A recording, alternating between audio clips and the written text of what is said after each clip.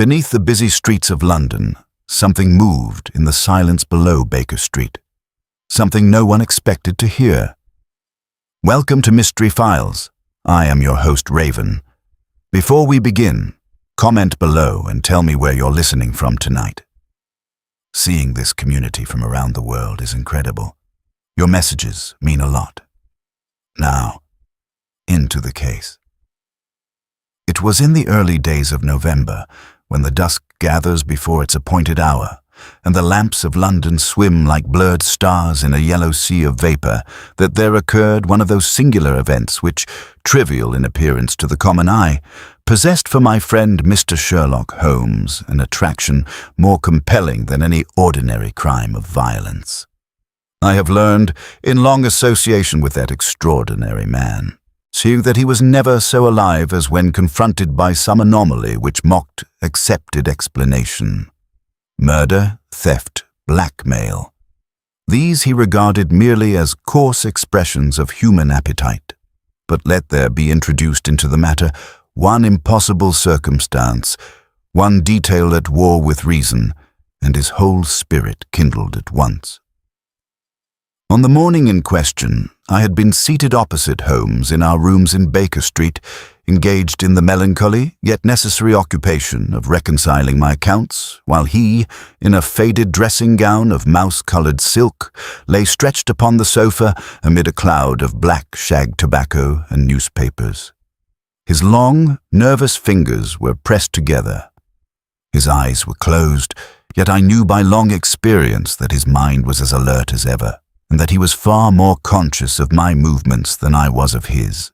The breakfast things had scarcely been removed when Mrs. Hudson entered with that expression of mingled dignity and alarm which generally heralded some visitation out of the common course. "There is a gentleman below, Mr. Holmes, and he says the matter is of the utmost urgency." Holmes opened one eye. "Does he, indeed?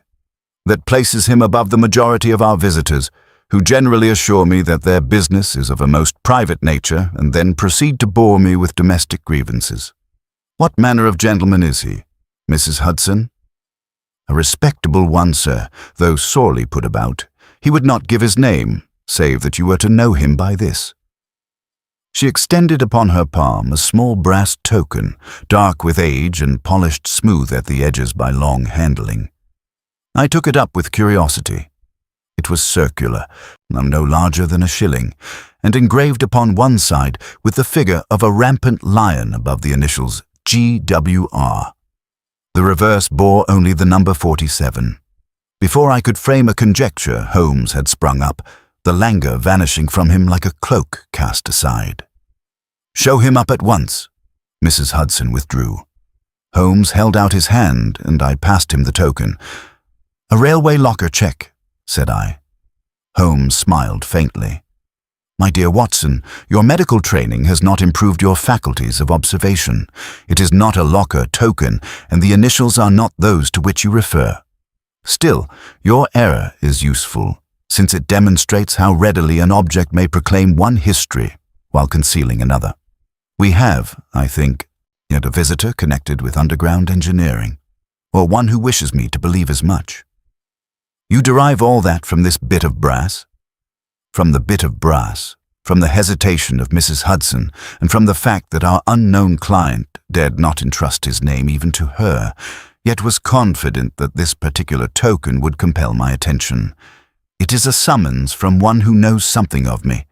That alone makes him interesting."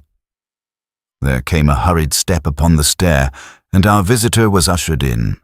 He was a man of perhaps 50, broad in the shoulder but so shaken in manner that he seemed physically diminished by his agitation. His whiskers were iron grey, his complexion of that ruddy, weather-beaten cast which speaks of outdoor labour, and his clothing, though of good quality, had been put on with the carelessness of a man summoned from the thought rather than from leisure. He clutched his gloves in one hand and cast a swift glance behind him before the door had fully closed. Holmes waved him to the chair nearest the fire. "You are safe here, sir. Pray compose yourself. Mrs. Hudson is discreet, Dr. Watson is my friend and colleague, and no word uttered in these rooms will pass beyond them without your leave." The man sank into the chair, though his eyes still roved from window to door and back again. "You know me, then?" he asked. "Only in the sense that you intended I should know the class to which you belong. The token you sent up is from the old Metropolitan Extension Works, if I mistake not, and you have been connected with them in some supervisory capacity." The effect upon our visitor was remarkable. The blood left his face. "Good God, sir, then you do know." "I know enough to perceive that you did not come here on any ordinary errand. Your boots are powdered with tunnel dust of a peculiar yellow-gray composition. Your cuffs bear the clean red streak of brick abrasion, and there is a faint odor upon your coat of hot oil and damp clay. You have been beneath the streets since early morning. Let us begin with your name." The man passed a trembling hand over his brow. "My name is Gideon Henshaw. I am resident engineer to the new branch works running eastward below Marylebone Road and south by certain service cuttings near this district." "Near Baker Street?" said I. He gave a short, involuntary nod. "Very near, Doctor. Nearer, perhaps, than either of you would care to know." Holmes leaned forward, and for the first time I observed in his expression that rare intensity which signified the full engagement of every faculty. "You interest me profoundly, Mr. Henshaw. Proceed." The engineer drew from his inner pocket a folded sheet of paper, which he held for a moment without releasing, as though the mere act of surrendering it bound him to a chain of consequences from which there could be no retreat. At last, he placed it upon Holmes's knee. "That was found at 6 o'clock this morning," he said, "in a bricked recess beneath a disused maintenance passage 12 feet below the cellar line of this house." I confess that I started in my chair. Holmes unfolded the paper with perfect composure, though I saw his brows contract very slightly as his eyes moved over it. He handed it silently across to me, and it was a page torn from a small memorandum book. Upon it, in thick pencil strokes and a hand that seemed to have been distorted by haste or fear, were written these words: "If you hear the silence, do not answer it." Below this singular warning there was drawn a rough plan, a short line, a turning angle, and then a cross marked beside what might have represented a wall or foundation. At the bottom stood a date, November 3rd, 1888. "This morning is the 3rd, said I. "Precisely," murmured Holmes. Henshaw moistened his lips. "The paper was not the worst of it, Mr. Holmes." "No. It was found in a cavity that had been sealed for years, sealed so soundly that no man now employed upon the line could have tampered with it without leaving marks. Yet the dust upon the floor before it was disturbed, bore footprints." Holmes's gaze flashed. "And how many?" "One set only." "Of what kind?" "Bare human feet." The words fell into our quiet sitting room with an effect more chilling than any cry. Even Holmes, master as he was of self-command, rose and paced once to the mantel before turning sharply back.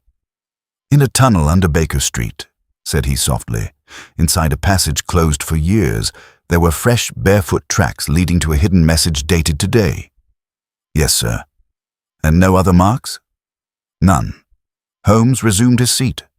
"Now we approach the center of the matter. Continue, Mr. Henshaw, and omit nothing, however absurd it may sound to your own ears." The engineer's hands tightened upon his gloves until the seams strained. "We began breaking through an old retaining face shortly before dawn. The men had been uneasy already.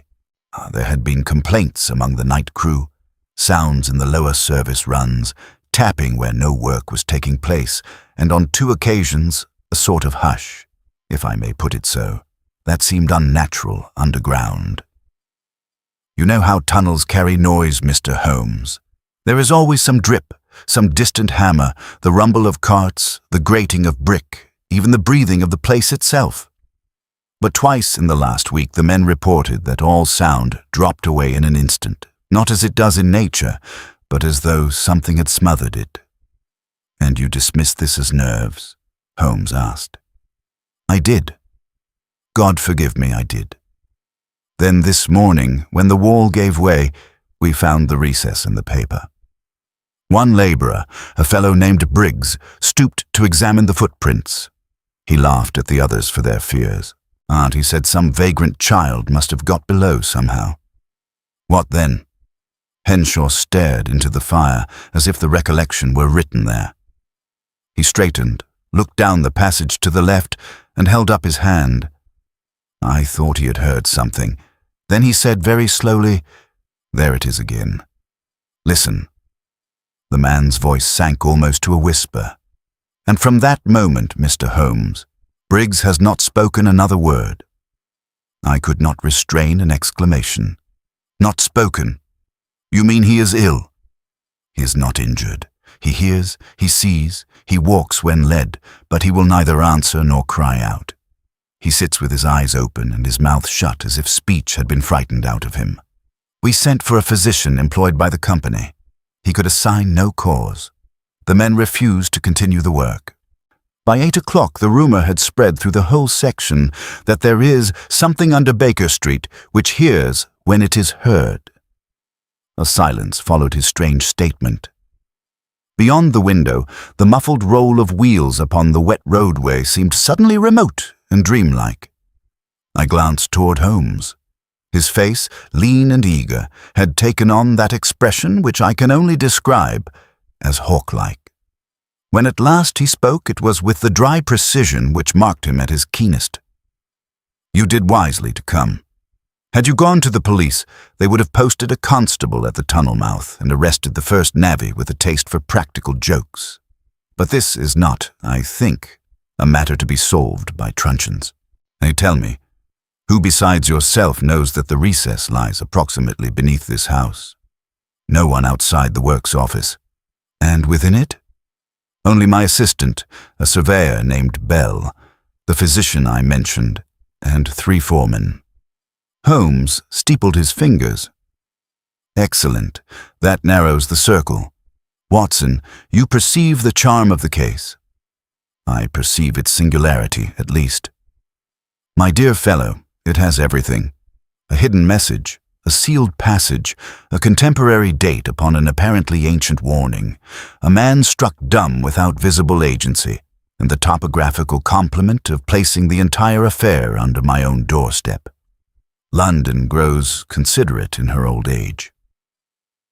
For the first time, our visitor's drawn features relaxed into something like hope. Then you will take it. Holmes crossed to the corner where his violin leaned against the wall, touched it absently, and turned back with a sudden brightness in his eyes. Take it? Mr. Henshaw, I should have been inconsolable had you offered it elsewhere. Watson, put away your accounts. We descend beneath Baker Street within the hour. Thus it was that a case began which, for sheer ingenuity of construction and eerie restraint of terror, I have never seen equalled in all my years beside Sherlock Holmes. Many times have I debated whether the public would credit the events exactly as they occurred, and many times I have withheld the narrative for fear that readers might mistake for invention that which is only too grimly true. Yet now, when most of those concerned have passed beyond earthly contradiction, I set it down faithfully from my notes. For before that day was over, we were to learn that silence itself may leave a trail, and that there are secrets beneath the streets of London which no railway company was ever meant to uncover. Within the hour, we had exchanged the comfort of our rooms for the raw and cheerless atmosphere of the works below ground. Henshaw had secured a covered conveyance, and by a circuitous route, which I suspected was chosen less for convenience than to avoid remark, we were brought to a temporary yard, screened by timber hoardings and stacked with bricks, iron lengths, and tarpaulins darkened by the morning mist. A small office of planks and corrugated metal stood at one end, with 2 lanterns still burning though the day had fully broken above. To everything bore that air of improvised order which attends great works in progress, yet beneath it there was plainly discernible another influence, less tangible but more powerful, a restraint, a watchfulness, an unwillingness among the men to speak above their breath. They were gathered in knots about the yard as we passed, and more than one rough face turned quickly away. I observed that they looked not at Henshaw, but at the shaft beyond him. It was a simple opening fenced with timber rails, from which rose the odor of damp earth, oil, and recent blasting. Beside it stood a steam winch and a hanging cage. The machinery was idle. So, too, were the men. "This way, gentlemen," said Henshaw, and his voice, though steady, carried that same unnatural caution, as if the very air might overhear him. Not a young man emerged from the office at our approach. He was sparely built, neat in dress, and of an educated appearance which contrasted strongly with the laborers about him. His fair moustache and pale, self-possessed face might have belonged to a clerk or barrister rather than to one employed amidst clay and brick dust.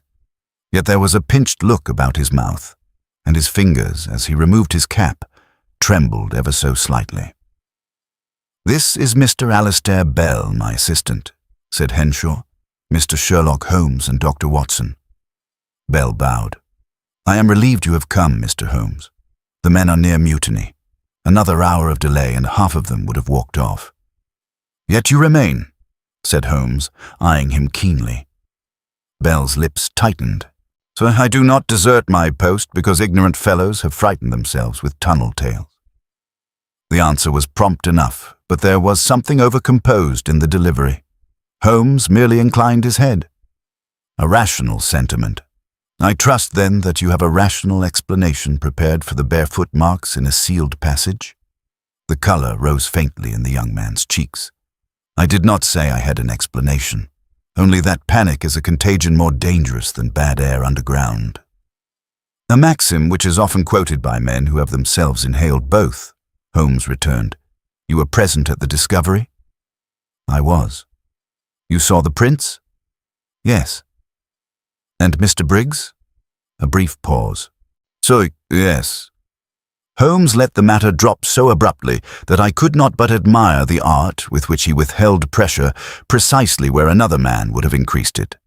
Instead, he moved to the shaft and glanced down. "We will see the patient first," said he. Briggs had been placed in a hut adjoining the yard, upon an iron cot ordinarily reserved, I imagine, for injuries among the workmen. A company surgeon, a stout and somewhat harassed man named Felton, received us there. He had the red hands and curt speech of one accustomed to practical ailments and impatient of mysteries. "Delighted if you can make more of him than I have," said he. "No lesion, no fever, no sign of seizure, no blow upon the head. Pupils normal, pulse somewhat elevated but otherwise unremarkable. He swallows when fed, follows movement with the eye, and has once or twice attempted to rise. But he does not speak." The laborer lay half-propped against a coarse pillow. He was a powerfully built fellow of 30 or thereabouts, with black hair, a bull neck, and the massive chest of a man used to incessant physical effort. Yet all strength had gone out of his face. I've seen the features of soldiers after bombardment and of typhoid patients upon the edge of delirium, but never such an expression as rested upon Briggs's countenance. It was not pain, nor mere fear. It was expectancy, an intense and dreadful listening. Holmes stepped to the bedside. "Briggs," said he, in a tone singularly firm and clear, "I am Mr. Sherlock Holmes. If you understand me, blink once." The man blinked. "Good. You are not insensible. Did you see anything in the passage?" No movement. "Did you hear something?" At that, the pupils widened noticeably, and the rough hands clutched the blanket with such force that the knuckles whitened. Holmes glanced at me. "You observe, Watson?" "I do indeed. The question has affected him strongly." "Exactly." He bent closer. "Was it a voice, Briggs?" The man's lips quivered. For one instant I thought speech must come. Instead, he gave a shudder so violent that Felton thrust Holmes aside. "That will do, sir," said the surgeon sharply. "You'll throw him into a fit." Holmes withdrew without protest. "A natural caution, doctor. We will not tax him further for the present. Has he written at all?" Felton snorted. We put pencil and slate before him. He stared at them as if they belonged to some other species. Holmes turned away and stood for a moment in thought, his head sunk upon his breast. Then, with one of those swift transitions so characteristic of him, he became all action. Now for the passage. We descended by the cage, Henshaw leading with a lantern, Bell following, Holmes and I after them, while 2 foremen remained above to keep the yard secure. The drop was not great, perhaps 20 feet, yet the sensation of sinking from the troubled daylight into that brick-lined throat of earth was oppressive in the extreme. The noise of the city vanished almost at once. In its place came the close underground medley of trickling moisture, distant metal, and the muffled reverberations of work taking place farther along the unfinished line. The clay walls sweated. Our lanterns cast monstrous shadows which sprang and dwindled upon the tunnel sides. We proceeded along a newly cut way, and assured at intervals with timber, until it joined an older brick service run of narrower dimensions. Here the air grew colder. There was, too, a difference in the smell. Less of fresh earth and more of old masonry, stagnant damp, and that faint mineral taint which clings to places long shut away from circulation. This portion belonged to earlier works, Henshaw explained in a lowered voice. Some of it was abandoned and later mapped only imperfectly. We broke through a retaining face there. He indicated a section ahead where the brickwork had recently been opened. Fresh rubble lay scattered underfoot, and beyond it was a low side passage, older than the rest and blackened with age. An iron lamp had been set upon a crate near the entrance, but I noted with interest that no man had ventured farther in since the morning, and for the dust upon the floor beyond our immediate approach was still unbroken save for the marks of the original disturbance. Holmes took the lantern from Henshaw and crouched at once upon one knee. "There," said Bell quietly. I saw them then. They were indeed footprints, and of a kind so singular that for a moment I doubted the evidence of my senses. Bare human feet, small and narrow, had passed through the fine grey dust from the inner darkness of the passage toward the broken wall where we stood. There were 6 impressions plainly visible, then a confusion where the workmen had crowded, and beyond that, near the side of the passage, the marks resumed faintly before ending at the bricked recess from which the paper had been taken. Holmes did not touch them. He held the lantern low, and shifting it this way and that until every ridge and hollow sprang into relief. "A woman?" I whispered. He shook his head. "Not necessarily. Note the second toe, Watson. Longer than the first. Also the spread at the ball of the foot. Habitually unshod or shod in some very soft material. Curious." He moved inch by inch along the line of tracks, his eyes narrowing. No drag, no stumble, no sign of haste. Whoever made these walked calmly, yet observed the depth. Not uniform. Greater on the left. "Injury," I suggested. "Or burden." He pointed. "And here, at the edge. Do you see?" I bent lower. Beside one print was the slightest trace of a curved indentation, as though something cylindrical and narrow had momentarily touched the dust. A stick? Perhaps. Or an instrument. It occurs only twice. He rose. Now the recess. It was a cavity, no more than 18 inches deep, newly opened where the old bricks had been prized away. The inner surface was dry in contrast to the sweating wall around it. Holmes passed his fingers over the mortar edge, then examined the fallen bricks. "Resealed from outside," said he, "but not years ago, as Mr. Henshaw supposed. Months, perhaps. The mortar is aged artificially. Smoked, dirtied, and then left to set. Ingenious, but not invisible." Henshaw stared.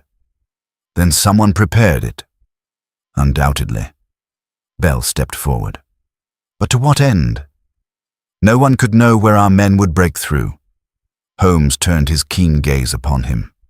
"On the contrary, Mr. Bell, any competent surveyor with access to the plans could predict it within a matter of feet." The young man flushed. You cannot mean—" "I mean nothing yet. I state only a principle. He took the crumpled page from his pocket, compared its torn edge against the dimensions of the recess, and then slipped it back again. A message planted to be found on this date, beneath this house, in a false antiquarian hiding place, accompanied by tracks designed either to terrify or to mislead. That is already much. But it is not all. He lifted the lantern and peered down the left branch of the service passage, the direction, I gathered, in which Briggs had been looking when his speech deserted him. The blackness there was absolute, swallowing the lamplight after a few yards in a bend. "Mr. Henshaw," said Holmes, when Briggs raised his hand and said, "No, there it is again." Was he facing that way? He was.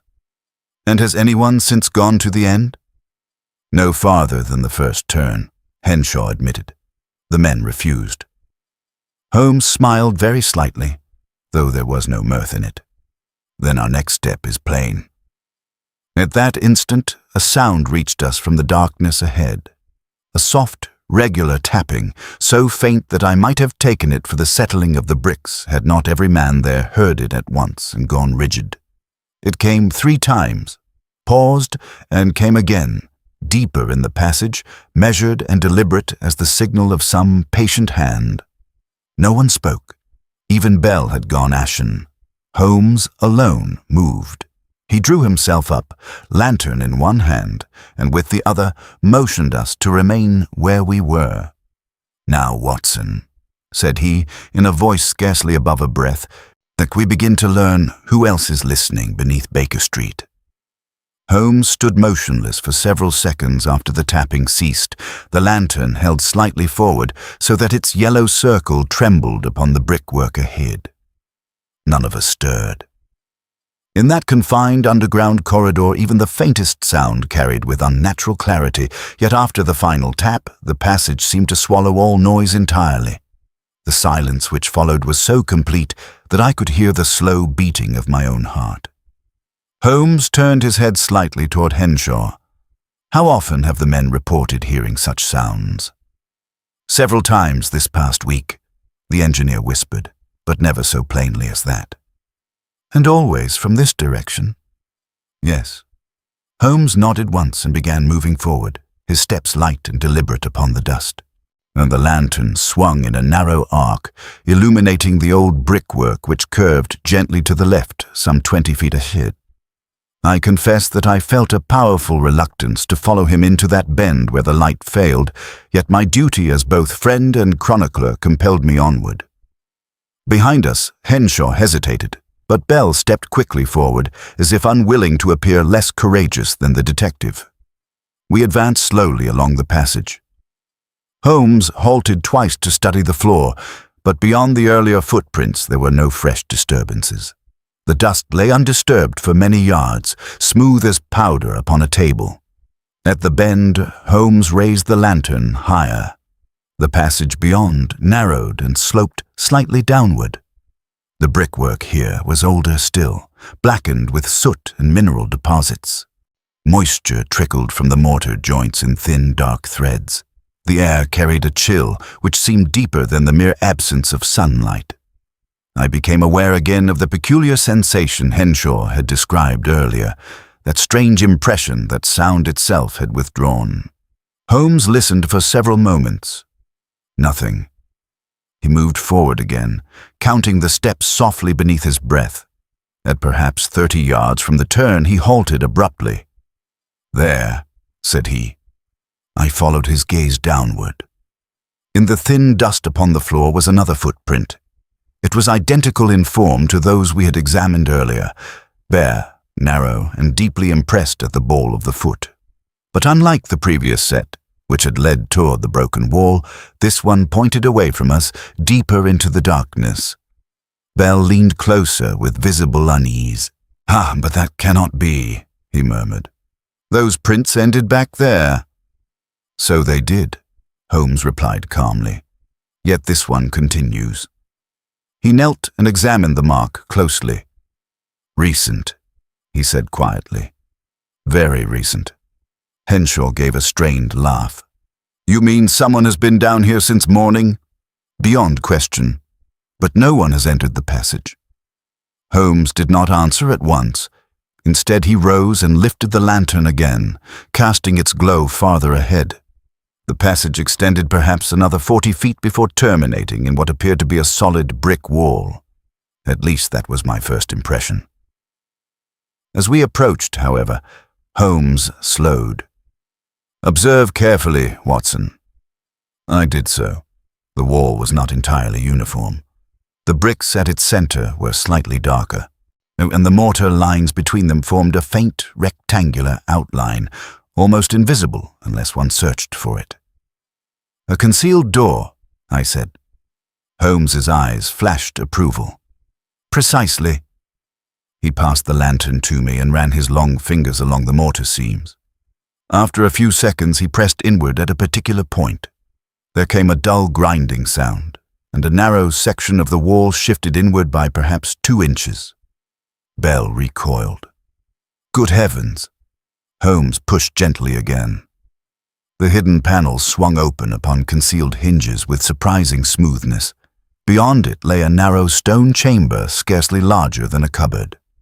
The lantern light revealed rough masonry walls and a low ceiling reinforced by iron supports.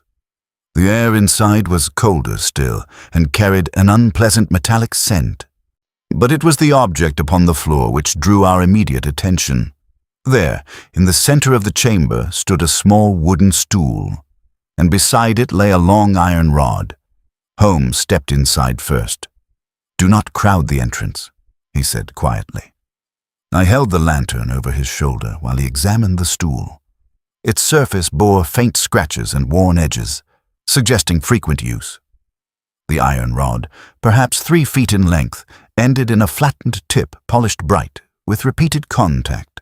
Holmes lifted it carefully. "Tapping instrument?" he said. Bell stared at him. "You mean the sound we heard was produced deliberately?" Henshaw frowned. "But by whom? There is no one here."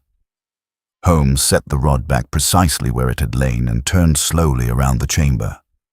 "No one here now," he corrected. Said he crouched and examined the dust again. More footprints were visible within the small room, several impressions, some overlapping, all of the same bare-footed pattern we had seen before. "They lingered here," Holmes murmured. Bell's voice dropped. "They?" Holmes pointed silently to the floor. 2 distinct directions of prints could be seen, one leading from the hidden door toward the stool, and another returning toward a narrow slit-like opening in the far wall which we had not yet noticed. The slit was no wider than a man's shoulders. Holmes rose and approached it. The lantern light revealed a tight descending stair, cut directly into the stone foundation beneath the chamber. Henshaw exhaled slowly. "This was never on the plans." "I should be astonished if it were," Holmes replied. He leaned slightly over the opening, eyed listening. For several seconds nothing stirred. Then from far below, so faint that at first I believed it a trick of the air, there came once again that same measured tapping. 3 slow knocks. A pause. 3 more. Holmes straightened. "Well," said he calmly, "our mysterious visitor has not finished his conversation." Bell swallowed nervously. "You mean someone is still down there?" Holmes's expression grew thoughtful. "Yes." He took the lantern back from me. "And judging by the prints, Mr. Bell, he has been walking these tunnels barefoot for some time." He turned toward the stair. "Come, Watson. The truth of Mr. Briggs's silence lies somewhere below." Holmes descended without hesitation, the lantern held low before him so that the narrow stone steps were revealed one by one. I followed closely, for the opening allowed passage to only a single man at a time. Behind me I could hear Henshaw's boots upon the stone, though Bell lingered several moments before finally joining us. The stair was steep and worn with age, each step hollowed faintly in the center, as though generations of feet had once passed along it. Yet the dust that lay upon it now was recent and undisturbed except for the same peculiar bare impressions we had already observed above. Holmes paused twice to examine them. They move both up and down, he murmured. Frequently. You think someone lives down here? I whispered. Not lives, said he quietly, but visits often enough. The stair ended after perhaps 20 steps and opened into a narrow brick corridor which ran roughly parallel to the tunnel we had left above. Now, the air here was colder still and possessed that same strange absence of sound which I had begun to dread. Holmes lifted the lantern higher. The passage extended ahead for perhaps 30 yards before fading into darkness. Its walls were older than anything we had yet seen, the brickwork rough and irregular, with occasional stone buttresses reinforcing the sides. Moisture glistened along the mortar lines like veins of dull silver, and once again, upon the dusty floor, we saw the footprints. They ran directly along the center of the corridor. Holmes crouched briefly. The same foot, he said, unmistakably. But whose? Henshaw asked. That, my dear sir, is precisely the question. We advanced slowly, every sense alert. Several times Holmes paused and listened, but the faint tapping we had heard above did not repeat itself, so the corridor seemed utterly deserted. At last we reached a point where the passage widened slightly into a small alcove. Holmes stopped abruptly. The lantern revealed another object upon the floor. It was a coil of thin copper wire. Holmes picked it up and examined it carefully between his fingers. Interesting, said he. Bell leaned forward. Electrical wire? Yes, and recently cut. Henshaw frowned. There are no electrical lines running through this section. Quite so. Holmes replaced the wire and continued forward. A few yards beyond the alcove, the corridor ended at a heavy wooden door reinforced with iron bands. The wood was old, yet the hinges showed fresh oil. Holmes turned the handle. Locked. He examined the keyhole. Recently used? He observed. Bell shifted uneasily. This cannot belong to the railway works. We would have discovered it. Holmes gave a faint smile. Railway works are excellent places in which to conceal other enterprises. He stepped back and studied the surrounding wall. After a moment he knelt and ran his hand across the dust near the base of the door. There again, he said. Another set of prints stood clearly before the threshold, but this time they faced outward. The visitor came from within, I said. Holmes nodded, and departed again shortly before our arrival. Henshaw looked alarmed. You mean he might still be nearby? Holmes did not answer immediately. Instead, he leaned close to the door and listened carefully. At first, I heard nothing. Then very faintly, from somewhere beyond the wood, there came the same measured sound we had heard earlier. Tap, tap, tap, a pause. Tap, tap, tap. Holmes's eyes brightened. Morse rhythm, he murmured. Bell blinked in confusion. Morse? You mean telegraph code? Precisely. He straightened and turned toward us. Our unseen correspondent is not merely making noise, gentlemen. He is sending a signal. To whom? Henshaw asked. Holmes gestured lightly with the lantern toward the coil of wire we had passed. To someone connected by wire. Bell's face had gone noticeably pale. But there is no telegraph line down here. Holmes regarded him thoughtfully. No official one. The tapping stopped abruptly. A long silence followed. Holmes stepped closer to the door and spoke in a calm, clear voice. You may save yourself further effort, sir. Your signal has been observed. For several seconds there was no response. Then, from the other side of the door, came a sudden scraping movement, as if a chair had been pushed back in haste. Holmes's expression sharpened instantly. Watson, said he quietly, stand clear. He grasped the iron latch and pulled sharply. The door did not open, but from within the chamber there came the unmistakable sound of hurried footsteps retreating into darkness. Holmes released the latch slowly. Well, said he softly, our silent messenger has decided against conversation. He turned back toward the stair we had descended. And unless I am greatly mistaken, Mr. Henshaw, He has just warned someone else beneath Baker Street that we are here."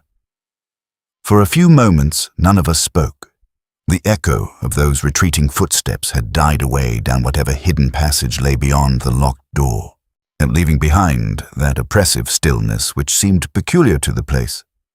Holmes stood with his hand still resting upon the iron latch, his head inclined slightly as though listening for the faintest return of movement. At last, he stepped back. "He has gone quickly," said he, "but not without purpose." "You believe he was warning an accomplice?" asked Henshaw uneasily. Holmes turned toward the corridor behind us, his eyes thoughtful. "Beyond reasonable doubt. The tapping we heard was no idle signal. It was deliberate communication. Whoever occupies the chamber beyond this door is part of an arrangement that extends farther beneath these foundations than we have yet seen." Bell's voice was strained. "But how could such a place exist here without our knowledge?" Holmes cast him a brief glance. "My dear sir, London is the most thoroughly burrowed city in the world. Sewers, forgotten cellars, plague pits, drainage works, abandoned foundations, old river culverts, layer upon layer of construction beneath centuries of rebuilding. It would be remarkable if hidden chambers did not exist. What is remarkable is that someone has chosen to use this one." He bent again to examine the lock. "A sturdy mechanism," he observed. "Old, but well maintained." "Could it be forced?" I asked. "Certainly," said Holmes, "though not without time and noise, both of which would announce our intentions to anyone beyond it." Henshaw rubbed his brow anxiously.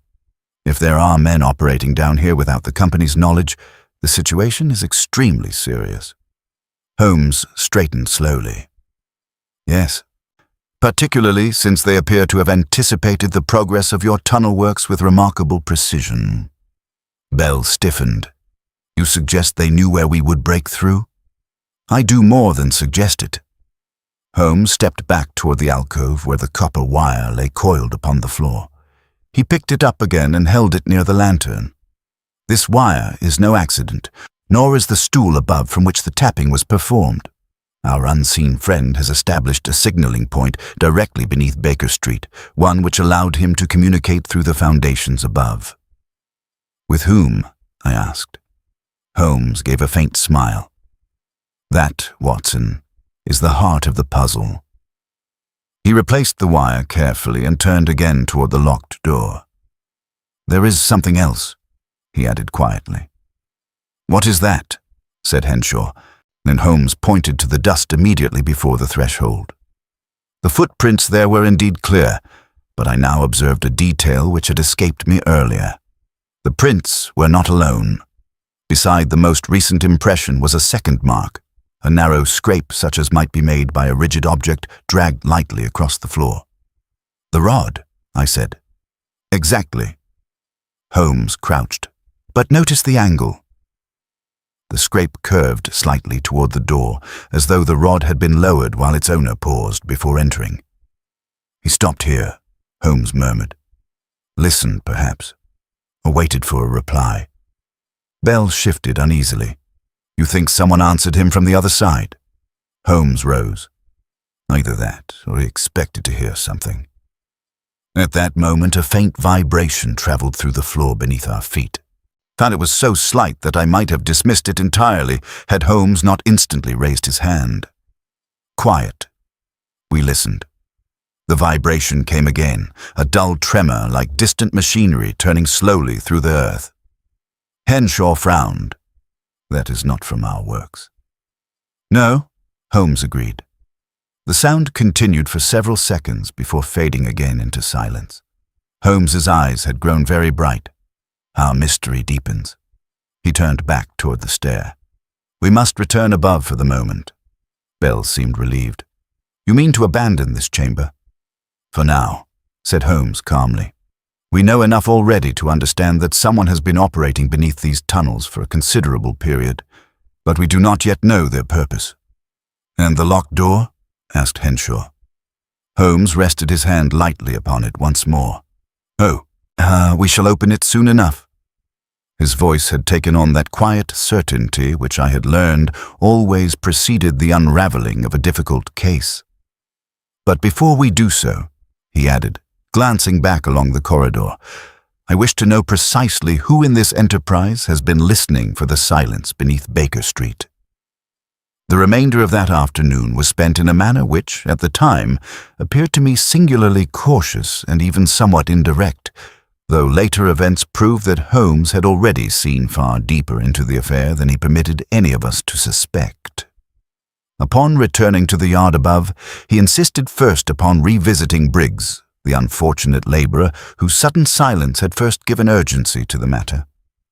The man remained upon the cot where we had left him, though his great hands folded rigidly upon the blanket and his eyes fixed upon the far wall with that dreadful expression of strained listening. Holmes stood beside the bed for several minutes without speaking. Then, with that quiet deliberation which always marked the moment when some internal conclusion had been reached, he drew a small pencil from his pocket and wrote several letters upon a scrap of paper.